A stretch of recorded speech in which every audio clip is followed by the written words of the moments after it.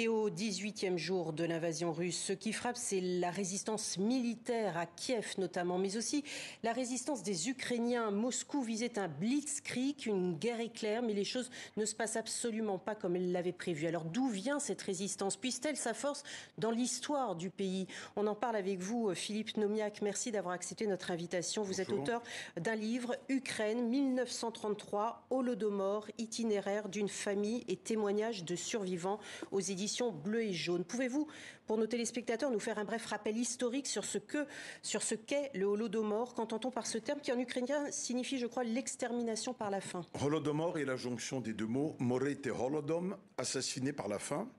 C'est un terme qui ainsi désigne l'unicité et la spécificité, la singularité de ce crime de masse à caractère génocidaire des Ukrainiens entre 1929 et jusqu'à la fin de l'année 1933. Car c'est un génocide qui a attaqué essentiellement les Ukrainiens en tant que nation paysanne, mais pas que. Puisqu'à partir de 1929, on va d'abord liquider l'Église, l'intelligentsia, on va aussi purger le Parti communiste ukrainien de ses cadres jugés trop ukrainiens, et on va mettre fin à l'ukrainisation. C'est tout à fait le processus dont parle Hannah Arendt pour pouvoir exterminer un peuple en masse. L'Ukraine avait connu entre 1917 et 1920 une période d'indépendance. Elle a connu une première famine en 1921-1922.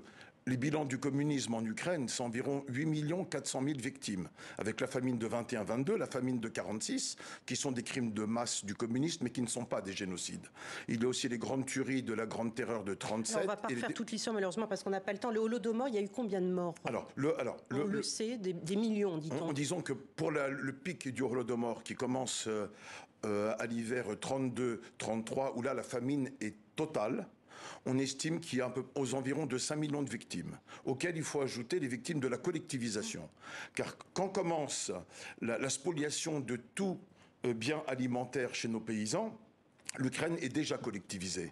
En 1932, l'Ukraine aurait pu ne pas être exterminée massivement par le génocide de la faim, car elle était déjà domptée. On est là à l'époque de Staline, en URSS. Pourquoi est-ce intéressant aujourd'hui d'évoquer justement cette période du Holodomor dans le contexte actuel? Est-ce que cet épisode terrifiant de l'histoire ukrainienne est aujourd'hui une base de l'identité nationale, de ce sentiment national d'appartenance à un pays aujourd'hui?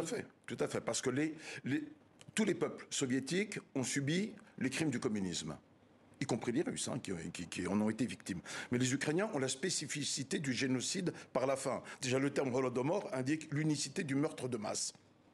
Les Ukrainiens en ont fait énormément mémoire sous le président Yushchenko. Après la révolution orange, Yushchenko avait compris que la mémoire du Holodomor était un peu la clé qui allait ouvrir le cadenas et qui allait libérer la mentalité, l'esprit des Ukrainiens, qui en tout cas allait leur donner un grand souffle d'air.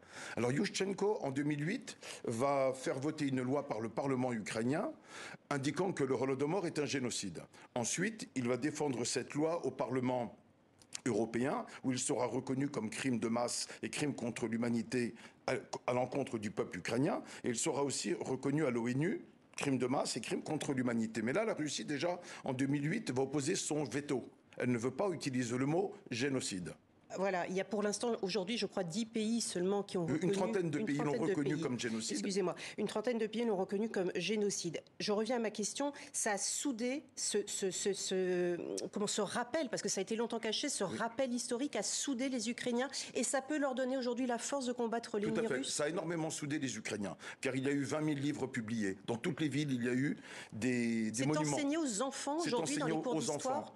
Au collège, au lycée, à l'université, des films documentaires. J'ai moi-même participé à un tournage, un film de Bénédicte Banet, Holodomor, le génocide oublié. Il y a un musée à Kiev aussi sur le Holodomor. Il y a un musée à Kiev, le mémorial à Kiev. Et donc, ça a énormément soudé les Ukrainiens. C'est-à-dire que nous avons, comme c'est un génocide, nous sommes les victimes.